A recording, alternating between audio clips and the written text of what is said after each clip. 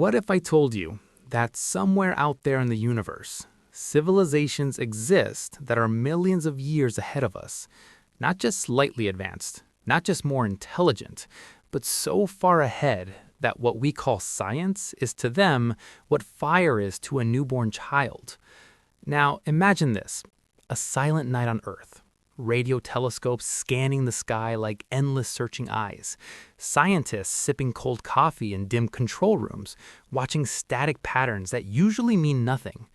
Until one night, something changes. A signal arrives. Not random, not natural, not noise. A pattern, repeating, precise, mathematical, almost intentional. At first, no one believes it, because belief is dangerous in science. It creates bias. It creates hope.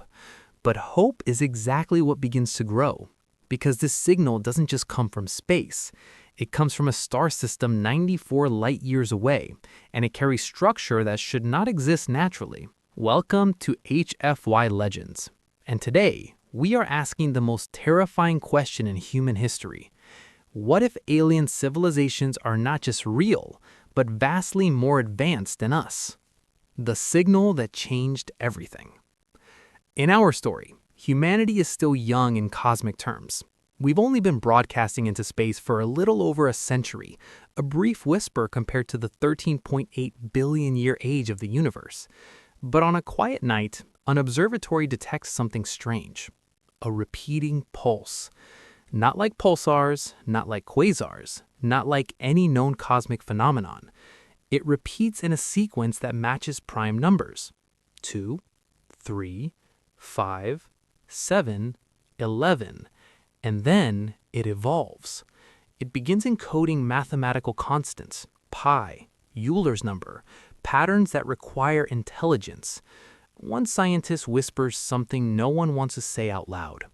This is not natural. Within weeks, telescopes around the world turn toward the same point in the sky. Governments quietly activate protocols that were never supposed to be used. And the world holds its breath. Because deep down, every human understands one thing. If something is sending a message, it means someone is out there, and they are trying to speak. The first breakdown of human certainty. The data comes in faster than anyone can interpret. Every attempt to decode the signal reveals layers like peeling an infinite onion of intelligence. At first layer, mathematics. Second layer, chemical structures unknown to Earth. Third layer, something terrifying. A blueprint. Not for a weapon, not for a machine, but for an energy system that could power a civilization across entire star systems. Scientists don't celebrate. They go silent. Because the implication is clear. This is not just a message. It is instruction. A technology transfer sent across 94 light years without explanation. One astrophysicist in Geneva famously says, "If this is real, then whoever sent it doesn't just know physics, they own it." And that thought changes everything. The hidden fear behind discovery. At first, the world reacts with excitement. News channels explode with headlines. "Are we alone?" becomes "We were never alone." Social media fills with hope, fear, and imagination. But behind closed doors, the mood is different. Military analysts begin calculating worst-case scenarios. Not invasion, not destruction, something worse. Irrelevance. Because if a civilization can send structured knowledge across light years like casually dropping a letter into a mailbox, then what does that make humanity? We are still struggling with fossil fuels. They might be manipulating stars.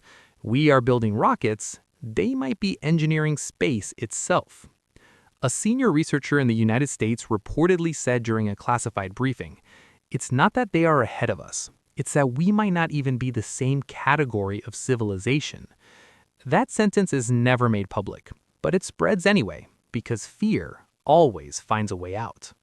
The first anomaly inside the message. Then, something even stranger happens. A subgroup of scientists notices a repeating structure inside the signal that doesn't belong to physics or mathematics. It feels intentional, like a warning embedded with an instruction. A pattern that, when translated loosely, resembles something like Observe. Do not approach blindly. But translation is uncertain. Interpretation is dangerous. Some believe it is guidance. Others believe it is a test. A few suggest something more unsettling, that the message is not meant for communication at all, but for evaluation, as if humanity is being measured. And no one likes that idea, because it implies something watching us already knows how we will respond before we respond. The night the sky felt closer. One night, every major telescope focuses on the same coordinate, and something unexpected happens. The signal stops.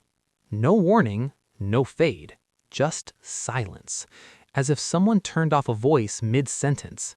The sudden absence creates more panic than the signal itself, because now humanity is left with only questions.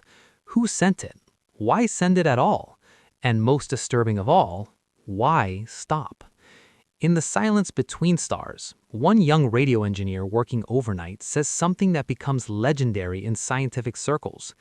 It feels like we just heard someone whisper through a wall, and now they're standing on the other side waiting to knock. No one laughs because no one thinks it's a joke. The first real shift in human thinking. For the first time in history, humanity is forced to confront a possibility that cannot be ignored.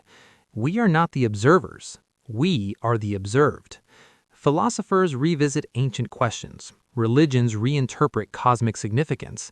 Governments prepare contingency frameworks that were previously labeled science fiction. And ordinary people start looking at the night sky differently, not as empty space, but as something alive with presence, something that may already know we exist. And somewhere in that vast silence between stars, the universe feels less empty than it ever has been, because now we know, if they are out there and they are advanced enough, then they may have already seen us long before we ever looked up. And the scariest part is not that they exist. It is the possibility that they have been waiting for us to notice. The signal may be gone, but the question remains. And in the quiet darkness of space, humanity is about to realize this was never the beginning of contact. It was only the beginning of awareness. The first mistake humanity made was assuming contact would feel like communication. A message, a signal, a handshake across the stars, something familiar, something understandable. But the universe doesn't owe us familiarity, and what arrived next was nothing like anyone expected. The arrival that wasn't an arrival. It begins with a gravitational anomaly, a tiny distortion detected near the same star system that sent the original signal. At first, it looks like a sensor error. Then it grows, not in speed, but in complexity. Space itself seems to bend in a pattern that does not match any known natural phenomenon. No explosion, no flash of light, no visible ship entering orbit. Instead, something changes in the geometry of observation. A senior astrophysicist describes it during a live global briefing. It's like the universe skipped a frame, and something is now in the missing frame. That sentence becomes instantly infamous because it suggests something impossible. Something arrived without traveling in any way we understand. The first contact is not visual. When humanity finally detects it clearly, there is no alien face, no vessel, no structure. Instead, there is a field, a region of space where light behaves incorrectly. Stars behind this shift slightly out of alignment, as if reality is being gently edited. And then communication begins, not in sound, not in radio, but in mathematical constructs embedded directly into sensor readings. Every telescope, every detector, every satellite begins receiving the same structured pattern. It is not a greeting, it is not a warning, it is a question. But not a question in language, a question in logic. Something like, define yourself without reference to your species. No one knows how to answer because no one has ever been asked that before. Humanity's confusion, a language that thinks. Scientists scramble to respond. They send back mathematical constructs, prime numbers, chemical representations of DNA, universal constants. But every response is met with refinement, not rejection, not acceptance, correction, as if whatever is on the other side is actively teaching humanity to express itself more precisely. A linguist on the International Response Team says, "It's not communicating with us, it's refining us." That realization creates immediate panic because it implies intelligence that does not simply receive information, but improves it. The alien intelligence, not biological, not machine. Then comes the first structured interpretation. After weeks of analysis, scientists conclude something controversial.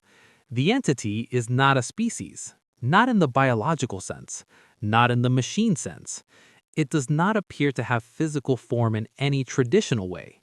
Instead, it behaves like the distributed intelligence across spacetime, a system, a pattern, a self-organizing structure embedded in the fabric of physics itself. One researcher whispers during a closed discussion, "What if intelligence doesn't need a body? What if it just needs enough complexity to become aware?" No one dismisses the idea because the data doesn't allow dismissal anymore. The psychological breakpoint of humanity. Governments attempt to establish protocols, but protocols assume understanding, and understanding is collapsing. People begin reacting differently worldwide. Some see it as divine intelligence, others as a cosmic algorithm. A few even suggest it is a mirror of humanity's own future evolution. But the most widespread reaction is simpler: silence. Because when something is too far beyond comprehension, language stops working. Even fear becomes quiet.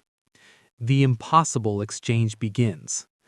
Finally, humanity attempts a direct response, not through machines, but through structured intent, a carefully designed mathematical expression representing, "We are here, we are aware, we seek understanding."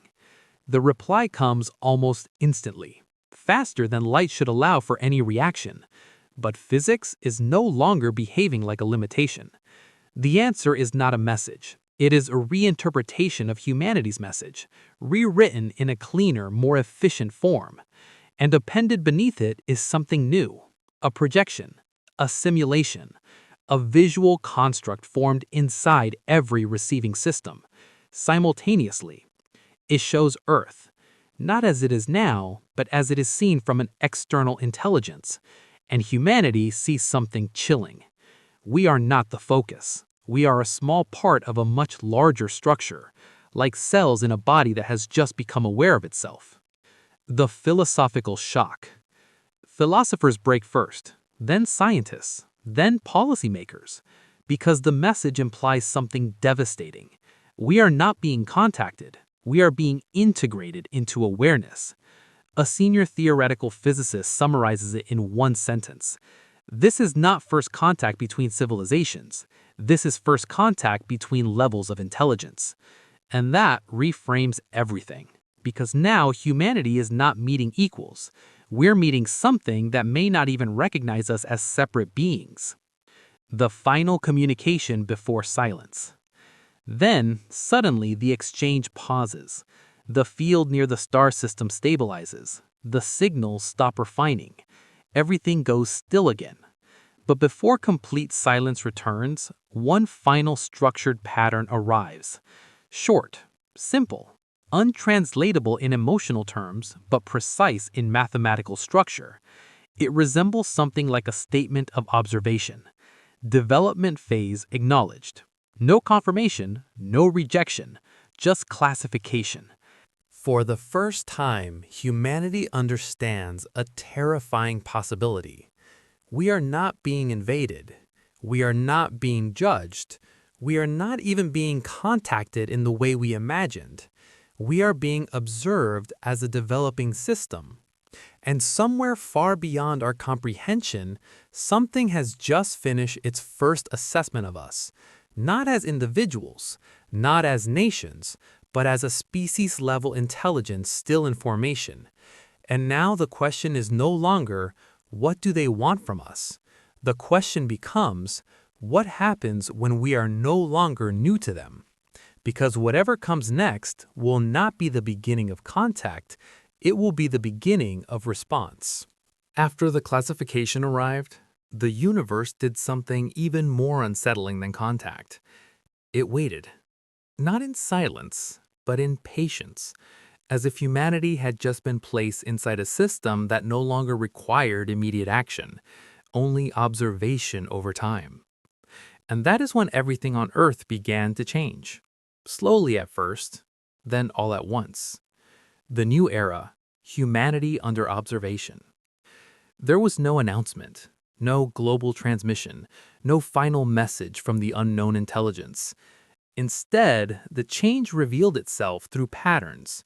Astronomical instruments began detecting periodic fluctuations in distant space that matched Earth's technological activity. When global energy usage spiked, something mirrored it light years away. When communication networks expanded, similar structures appeared in deep space data. A disturbing conclusion emerged from the International Observation Council. It's not just watching us anymore, it's tracking our growth rate. And that statement changed everything, because growth implies expectation. The great human debate: gift or preparation? Humanity fractured into three major interpretations. The first group believed the intelligence was peaceful, that the development phase meant guidance, a cosmic mentorship. They argued the signal was a form of educational transfer, slowly preparing humanity for a larger galactic community.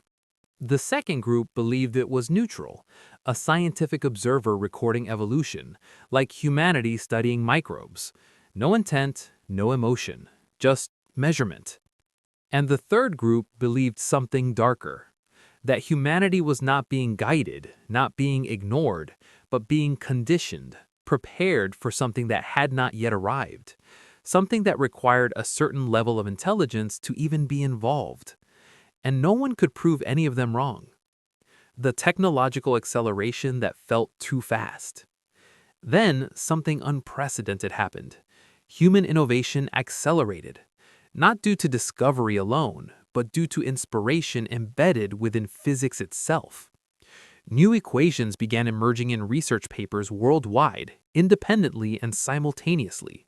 Fusion breakthroughs, material sciences advancing beyond expected limits, energy systems becoming more efficient in ways no one could fully explain. It was as if reality itself had become slightly easier to understand. One scientist described it like this: it's like someone turned the resolution of the universe slightly higher, and we're suddenly noticing details we couldn't see before. But not everyone saw it as help. Some saw it as guidance with direction, and that made it feel less like progress and more like preparation. The first ethical crisis of cosmic awareness. A global summit was called, not to discuss communication, but to discuss responsibility, because a terrifying question emerged. If a more advanced intelligence is observing us, should we change ourselves because of it? Or should we remain authentic, even if it means being misunderstood? Philosophers warned, if we start evolving for an observer, we stop evolving for ourselves. But others argued if we are being measured, then ignoring the measurement is itself a failure. The debate had no resolution, because humanity was no longer alone in its development. Even decision-making felt watched. The moment Earth realized it was not isolated. Then came the event known as the shadow alignment. Multiple observatories simultaneously detected a large-scale structure forming in interstellar space, not near Earth, but aligned with it. A vast arrangement of gravitational distortions forming a pattern that seemed to reference Earth's position directly. It was not a ship, not a fleet, not an object. It was a structure of observation, spanning light years, and it was oriented toward humanity. One astrophysicist, after reviewing the data, said quietly, "This is not contact, this is architecture." That word spread quickly, because architecture implies design, and design implies intention. The final transmission, not a message, but a direction. Then, without warning, a final signal arrived. It was not complex like before. It was simple, minimal, and that simplicity made it terrifying. It contained only a single structured concept, a directional vector, pointing not toward Earth, but beyond it, toward deep space, toward regions humanity had not yet observed properly. And beneath it, a sequence of mathematical markers interpreted as a timing reference, something like observe when ready. No explanation, no contact name, no identity, just instruction. And then silence. The meaning no one wanted to say out loud. Scientists struggled to interpret it safely, but privately many reached the same conclusion. Whatever intelligence observed humanity was not ending communication, it was redirecting attention, as if Earth was only the starting stage of a far larger map. One senior researcher summarized it during a closed briefing. We are not the destination of their interest. We are the starting point of our awareness. That idea changed humanity's self-image more than any signal ever could, because it meant we were not the center of a cosmic conversation. We were the first page of it. The emotional shift from fear to insignificance. Something subtle happened across human culture. Fear began to fade, not because danger disappeared, but because scale erased certainty. When something is infinitely larger than you, fear loses shape. It becomes awe, then curiosity, then humility. Children started drawing space differently in schools. Scientists began collaborating more openly than ever before. Even governments, despite tensions, began sharing data at unprecedented levels, because for the first time in history, humanity had something that outweighed division, a shared unknown. And in the quiet moments between transmissions, one idea began echoing through scientific communities worldwide. If we were observed during our early development, then others must have been too. And if this intelligence is only now acknowledging us, then there may be countless others at different stages of being noticed. The universe is not a collection of isolated civilizations. It may be a layered system of awareness. Some just beginning, some observing, some far beyond observation entirely. And we are only at the threshold. The ending that is not an ending. The signal that started everything never returned in its original form, but humanity no longer needed it, because the real change had already happened, not in the sky, not in technology, but in perception. We no longer look at the universe and ask if we are alone. Now we ask something far deeper. What are we becoming in the eyes of something that has already finished its first look at us? And somewhere, far beyond 94 light years, or perhaps beyond measurement itself, something continues to watch. Not with urgency, not with emotion, but with patience, as if waiting for the next stage of understanding to begin. And the most unsettling truth of all is this: we may not have made first contact yet. We may have only been noticed. And the real conversation has not even begun.